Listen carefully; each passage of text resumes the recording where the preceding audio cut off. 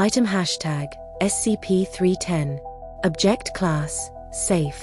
Special Containment Procedures. When not used in experimentation, SCP-310 is to be kept in a 0.3 m x 0.3 m x 0.3 m sealed vacuum case composed of flame retardant material. The research chamber surrounding the vacuum case shall be similarly flame retardant and be kept saturated with carbon dioxide, nitrogen, or other fire extinguishing agent when testing is not taking place. Standard Foundation protocols to prevent unauthorized access should be kept in place. No flammable or semi-flammable substances are permitted within the research chamber, except small quantities for research purposes. Authorization is required for testing on live or otherwise self-propelling test subjects. Chamber is to be kept sealed during testing and emergency vacuum system is to remain active. All personnel are forbidden to wear loose clothing when in chamber. Long hair must be kept tied up. Flame retardant suits are recommended. Memo hashtag 310AA. For the last time, loose clothing includes ties. Regardless of the normal dress code encouraged on site, we want to avoid any more cases like Dr. F redacted. No item should be worn that might allow accidental contact with SCP-310.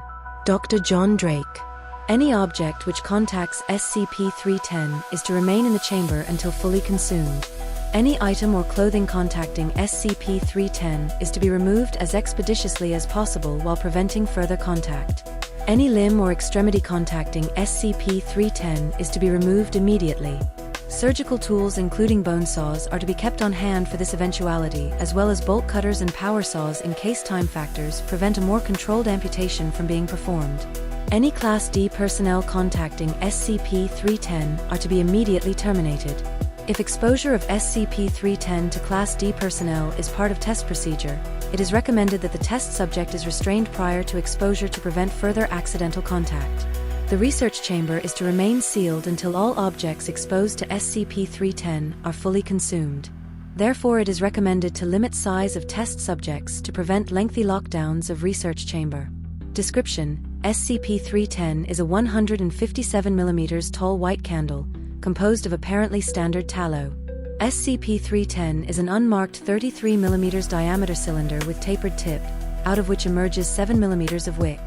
When not immersed in an oxygen-free medium, the wick produces a steady 24 mm tall flame. This flame can be extinguished through most conventional means: removal of oxygen, immersion in non-flammable fluid, application of sudden intense airflow. However, on the removal of the inhibiting factor, the flame immediately reappears, behaving much like a standard trick candle. Only a small amount of tallow is liquefied at the base of the wick, and is not consumed by the flame. Even during the longest duration removed from containment, redacted days from redacted to redacted as a result of the events of data expunged, at no time during those weeks was the tallow level nor the overall height of SCP-310 observed to decrease. Other than its interaction with the flame of SCP-310, the tallow itself is not unusual in any respect. Tallow removed from SCP-310 is designated SCP-310-01 and is classified safe. It is easily cut and as malleable as would be expected. It also melts and burns as normal when exposed to ordinary flame. Any tallow removed from SCP-310 is slowly replaced by unknown means. If SCP-310 is cut short, tallow will grow from the lit section until the original 157 mm height and unblemished appearance is restored. In one experiment, SCP-310 was placed in a heat chamber, melting the entire volume of tallow so only the wick remained.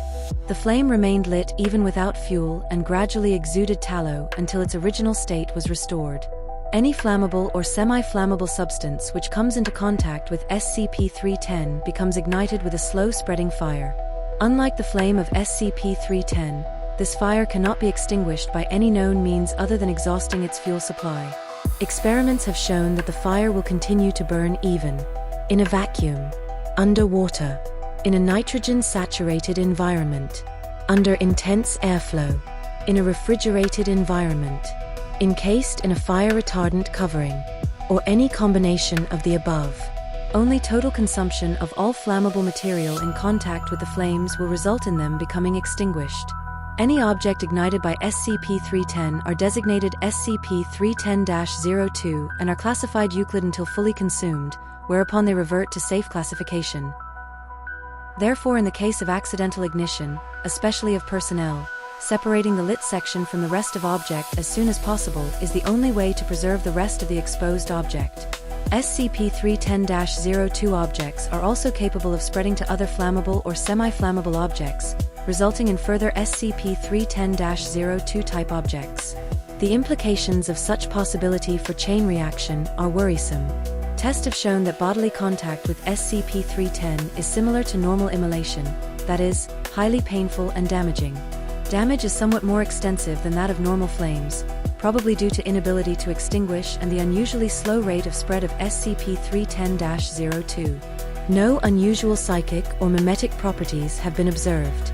The means by which SCP-310-02 objects are able to continue burning despite all efforts to extinguish is unknown. It is also unknown why SCP-310 itself is so easy to extinguish, albeit temporarily. Recovery: SCP-310 was recovered from the charred remains of Redacted, a hamlet outside of Redacted, UK. The isolated nature of the site is probably responsible for the containment of the resulting blaze, which firefighters had battled unsuccessfully for 8 hours before abandoning the buildings to the flames. In the subsequent investigation, 7 people expired, either through contact with SCP-310 or cross-contact with earlier victims. The event drew Foundation attention, and SCP-310 was recovered without incident, due to precautions taken by Agent T Redacted based on existing evidence. A further investigation of the site revealed that it was being used as a data expunged. The involvement of that organization may go some way to explaining why SCP-310 was located where it was, what it had been used for, and how it started the blaze that led to its recovery by the Foundation. However, the question of SCP-310's origin is still open.